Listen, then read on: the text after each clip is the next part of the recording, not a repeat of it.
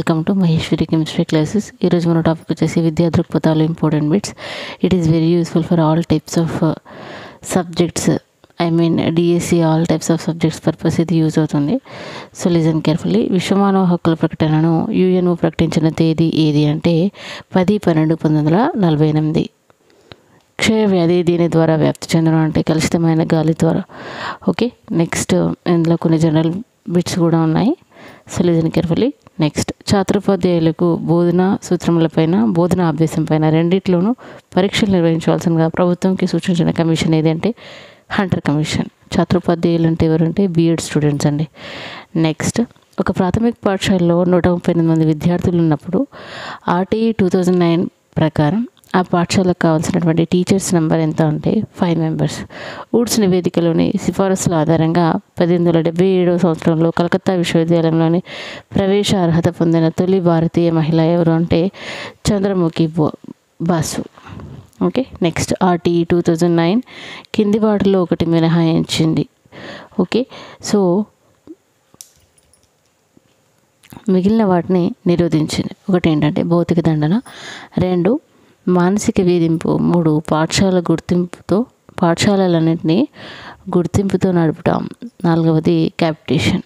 అసలు దీనికి ఆన్సర్ ఏంటంటే పాఠశాలన్నింటినీ గుర్తింపుతో నడపాలి తప్పకుండా.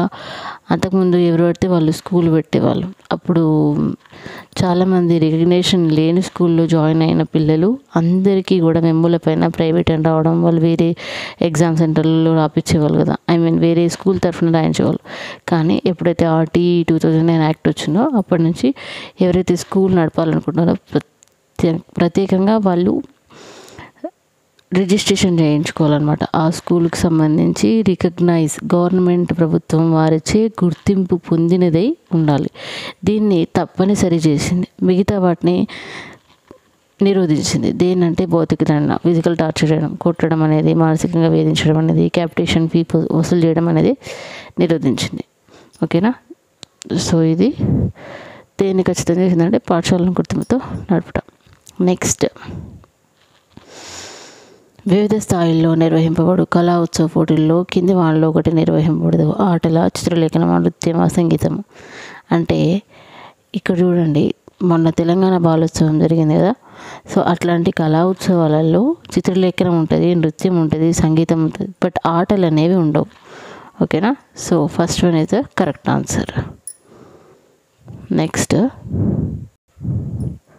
బడికి వస్తా పథకం ప్రారంభించబడిన సంవత్సరం ఏంటంటే ఫిబ్రవరి 2017. ఓకే, నెక్స్ట్, డాష్ మౌలిక లక్ష్యాన్ని విస్తృతపరిచిన ప్రణాళిక.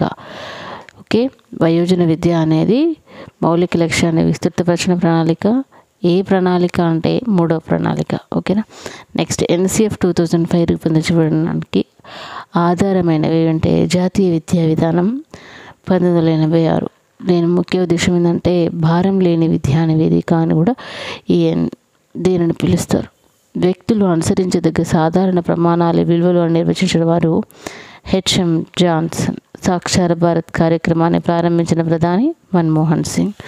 విద్యా హక్కు చట్టం అమల్లోకి వచ్చిన తేదీ 2010 ఏప్రిల్ 1. సమాచార హక్కు చట్టం 2005 అక్టోబర్ 12 అమల్లోకి వచ్చింది. నెక్స్ట్, సోషియాలజీ అండ్ ఎడ్యుకేషన్ గ్రంథ రచయిత స్టాల్కాప్. 10+2+3 అంటే మనం అందరం విద్యను అభ్యసించింది దీని ప్రకారం కదా. సో ఫస్ట్ 10th క్లాస్ వరకు, ఆఫ్టర్ దట్ 2 అంటే ఇంటర్మీడియట్ వరకు, 3 అంటే డిగ్రీ వరకు. Okay, SSC, intermediate, degree. 10+2+3 విద్యా సూత్రం విద్యా వ్యవస్థలో ఉండాలని సూచించిన కమిషన్ కోటారి కమిషన్. విద్యా అర్థశాస్త్రం, ఎకనామిక్స్ ఆఫ్ ఎడ్యుకేషన్ అను పదాన్ని మొట్టమొదట ప్రస్తావించిన ఆర్థికవేత్త డబ్ల్యూ షుల్జే. నెక్స్ట్, ఈ క్రింది వాటిలో ఏది దక్షిణాది రాష్ట్రాల్లో పనిచేస్తున్న టీచర్స్కు వృత్యంతర శిక్షణ తరగతులు, పునశ్చరణ తరగతులను కూడా నిర్వహిస్తుంది అంటే RIE. ఓకే, గార్డెనర్ ప్రకారం సాంఘిక నేర్పరులు ఈ ప్రజ్ఞను కలిగి ఉంటారు అంటే వ్యక్తంతర్గత ప్రజ్ఞన, గణిత ప్రజ్ఞన, వ్యక్తంతర్గత ప్రజ్ఞన, వ్యక్తంతర ప్రజ్ఞన, సహజ సామర్థ్యం అంటే వ్యక్తంతర ప్రజ్ఞ. నెక్స్ట్ యాంత్రిక సహజ సామర్థ్యాన్ని మాపనం చేయడానికి క్రింది ఏ పరీక్షను నిర్వహిస్తారు అంటే అంగుళీ నైపుణ్య పరీక్షన, డిఫరెన్షియల్ ఆప్టిట్యూడ్ టెస్టా, జనరల్ క్లరికల్ టెస్టా, మిన్నెసోటా క్లరికల్ టెస్టా అంటే అంగుళీ నైపుణ్య పరీక్ష. ఓకే. నెక్స్ట్ ఉపాధ్యాయుల సాధికారతను ప్రభావితం చేసే అంశాలు ఏవి? ఓకే. సో ఇందులో ఉపాధ్యాయుల సాధికారతను ప్రభావితం చేసేవి ఫస్ట్ ఆప్షన్ ఉపాధ్యాయుల రూపచిత్రం, వారి లక్షణాలు, ఉపాధ్యాయులకు లభించిన వృత్తిపూర్వ శిక్షణ, విద్యా ప్రణాళికల మౌలిక లక్షణాలు, విద్యార్థుల ఉపలబ్ధి అంటే సాధనా మూల్యాంకం. ఈ అన్నీ సరైనవి అంటే ఇవన్నీ ఉండవలసినవి, అన్నీ సరైనవి. ఉపాధ్యాయుల సాధికారతను ప్రభావితం చేసేవి ఇవన్నీ అన్నమాట. ఓకేనా. So option is right. Next వయోజనులలో 100% అక్షరాస్యత సాధించడానికి ఉద్దేశించిన ప్రణాళిక ఇది? 9వ ప్రణాళికన, 10వదా, 11వదా, 12వదా అంటే 12వ ప్రణాళిక అనేది వయోజనులలో 100% అక్షరాస్యతను సాధించడానికి ఉద్దేశించినటువంటి ప్రణాళిక. నెక్స్ట్ 23ది శాంతి విద్యా లక్ష్యాలకు సంబంధించి సరైనది. విద్యార్థులలో సంఘర్షణ కారకాలను గుర్తించేటట్లు చేసి వాటిని అధిగమించే నైపుణ్యాలను పెంపొందించుట, శాంతి స్థాపనకు కావలసిన వనరులను వసతులను అన్వేషించడం, హింసా స్వభావాన్ని దాని మూలాలని తెలుసుకోవడం. 4వది పైవన్నీ అంటే పైవన్నీ సరైనవి. దేనికోసం? శాంతి విద్యా లక్ష్యాలకు సంబంధించినవి. నెక్స్ట్ జాతీయ విద్యా విధానం NCF 2020 ప్రకారం ఓకే విద్యా స్థాయి ఏంటంటే 5+3+3+4. ఓకే. నెక్స్ట్ విద్యా హక్కు చట్టం అమలు చేయాలని మొదటిసారిగా కోరిన వారు ఎవరు? D S Kothari, Sarvepalli Radhakrishnan, Gopal Krishna Gokhale, Maulana Abdul Kalam Azad. Correct answer Gopal Krishna Gokhale. Okay. Next క్రింది వాటిలో ఉండే ఆర్థిక సంబంధమైన రిజిస్టర్ పాఠశాల క్యాలెండరా, ప్రవేశ నిష్క్రమణ రిజిస్టరా, లాంగ్ బుక్క, జీతాల బట్వాట రిజిస్టరా? ఇందులోనే ఆన్సర్ ఉంది. జీతాలు అంటే మనీయే కదా, సో ఇక్కడ ఆర్థిక సంబంధమైన మనీయే కదా, అంటే జీతాల బట్వాట రిజిస్టర్ అనేది correct answer. So 4th answer. Next ఉపాధ్యాయ విద్య గుణాత్మకతను పెంపొందించడానికి కృషి చేస్తున్న సంస్థలేవి? కేంద్ర స్థాయిలో CIET, ప్రాంతీయ స్థాయిలో RIE, రాష్ట్ర స్థాయిలో SIET, జిల్లా స్థాయిలో DIET. 5thది ఆల్ ఆర్ కరెక్ట్ అంటే all are correct. Okay.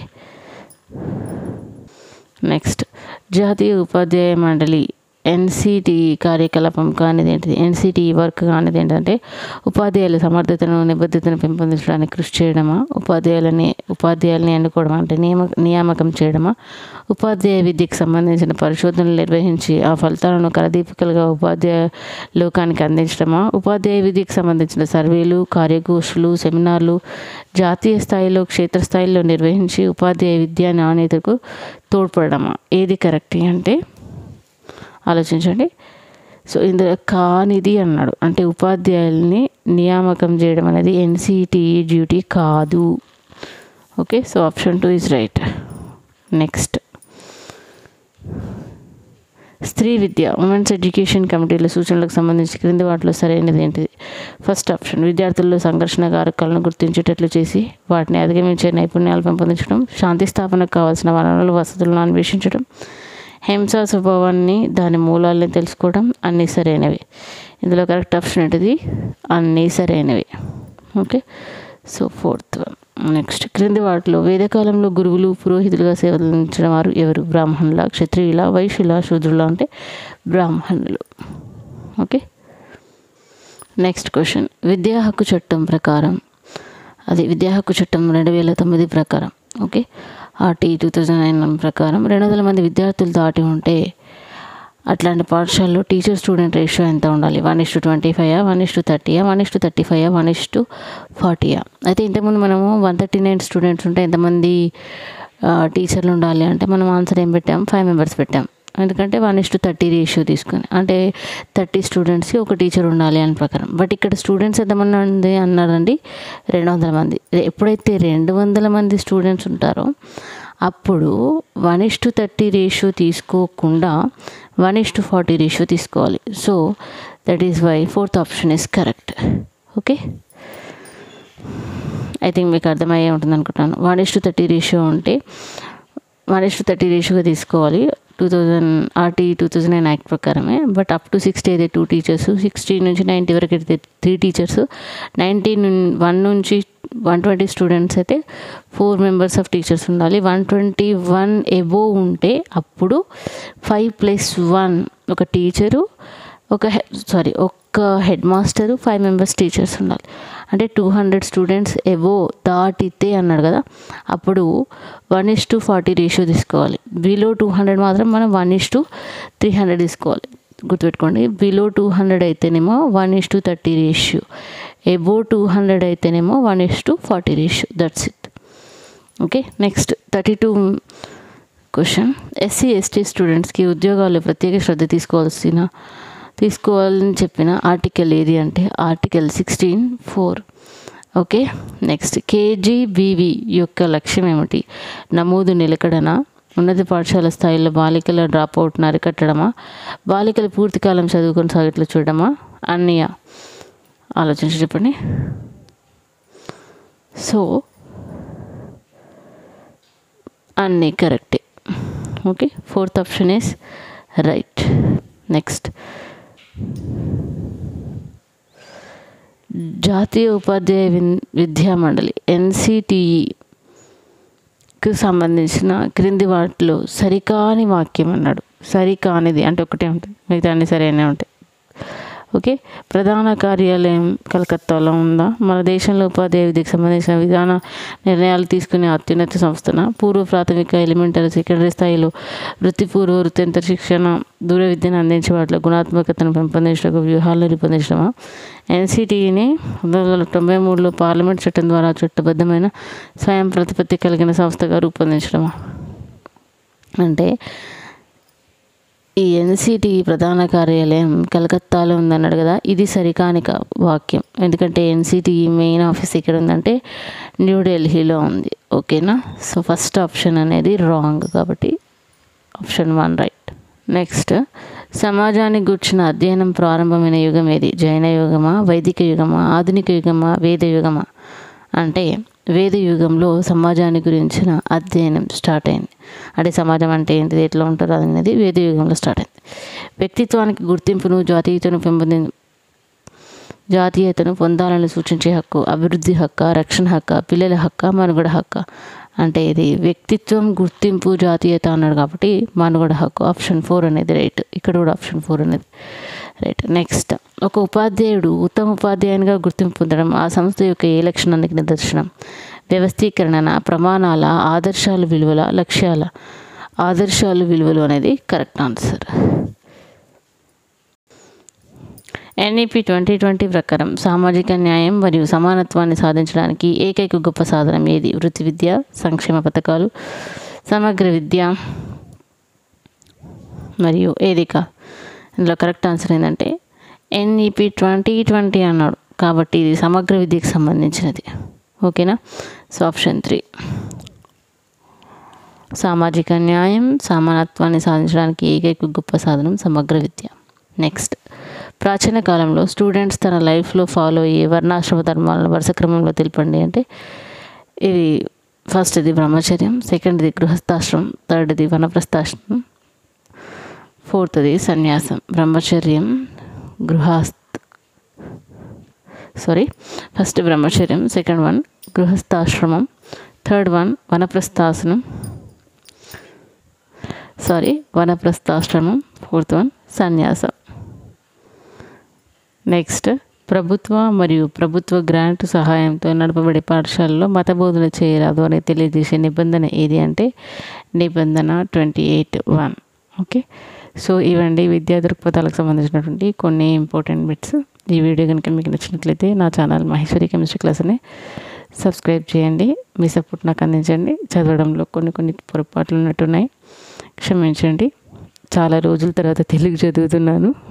So anyway, thank you for your patience. Thank you.